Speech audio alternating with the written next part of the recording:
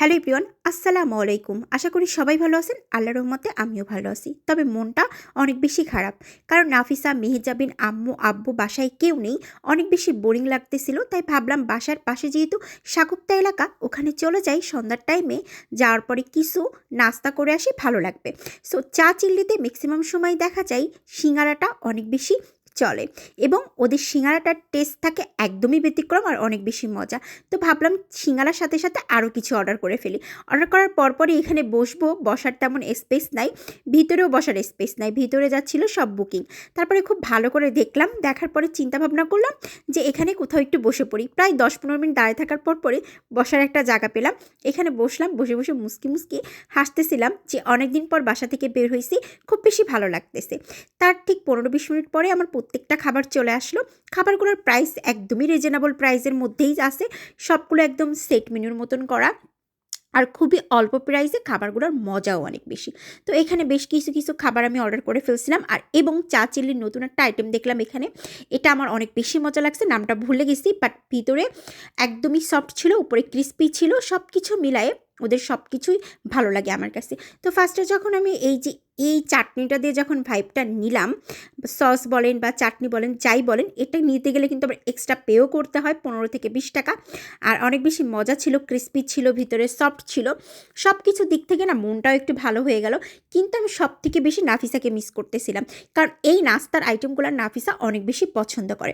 আর সিঙ্গারার ভিতরে আলুও ছিল, চিকেনও ছিল, এভারেজ সব কিছুই ছিল। এবং চা চিল্লির সিঙ্গারাটা হচ্ছে সব থেকে বেশি ফেমাস, এবং খেতেও অনেক বেশি মজা লাগে। সিঙ্গারাটা খাওয়া শেষ করার পরই ওদের সেই নতুন এই খাবারটা টেস্ট করলাম। যদিও খাবারটা অনেক আগেই আসছে, বাট আমি এই পর্যন্ত এখনও টেস্ট করি নাই। ফার্স্টে সুন্দর করে মধ্যখান থেকে ভেঙে নিলাম হাড়টাকে। ভাঙার পরপরই ফার্স্ট যখন ভাইবটা নিলাম, এটা আসলে পাতাকপি, গাজর, চিকেন খুব ম্যাশ করে খুব সুন্দর করে হার্ট শেপ দিয়ে বানাইছে। এটা টেস্ট কিন্তু ভালোই ছিল মোটামুটি, যদি মার্কিং করি তাহলে 10-8 দিব, ভালোই মজা ছিল। তারপরে গরম গরম ধোয়া ওঠানো চা চলে আসলো। শীতের সন্ধ্যায় কিন্তু এই নাস্তাগুলো আর সাথে গরম গরম চা কিন্তু পারফেক্টলি জমে যায়। ফ্যামিলির সাথে আড্ডা দিতে দিতেও ও বন্ধুদের সাথে আড্ডা দিতে দিতে কিন্তু চা চিল্লিটা পারফেক্টলি জমে যাবে সবসময়। তো চা খেতে খেতে হুট করে মনে পড়ে গেল আমার একটু শপে যাওয়া দরকার, কারণ বাসায় যে মা নেই, মা থাকলে তো সব কিছুই গোছগাছ থাকে এবং এত বেশি প্যারা নেওয়া লাগে না। আম্মু চলে যাওয়ার পর থেকে বাসায় একদমই বাজার করি নাই। এদিকে আবার আমার কফি, জুস অলরেডি সব কিছু শেষ হয়ে গেছে, এই জন্য নেওয়ার জন্যই চলে আসছিলাম শপে। আর এই শপটা আমার অনেক বেশি পছন্দর, কারণ হচ্ছে এখানে কোনো ভ্যাট রাখে না, প্লাস 2 টাকা 3 টাকা এগুলো একদমই কম থাকে, সব কিছু মিলায় অ্যাভারেজে গুড একটা শপ। তারপরে কফি শেষ হয়ে গেছিলো, কফি নিলাম, সব কিছু নেওয়া কমপ্লিট করলাম।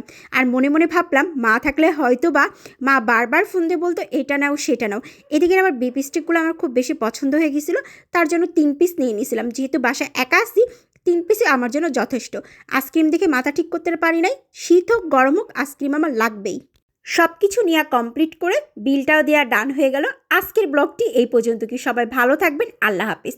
আর কে কে চা চিল্লিটা পছন্দ করেন কমেন্ট করে জানায়েন। টাটা।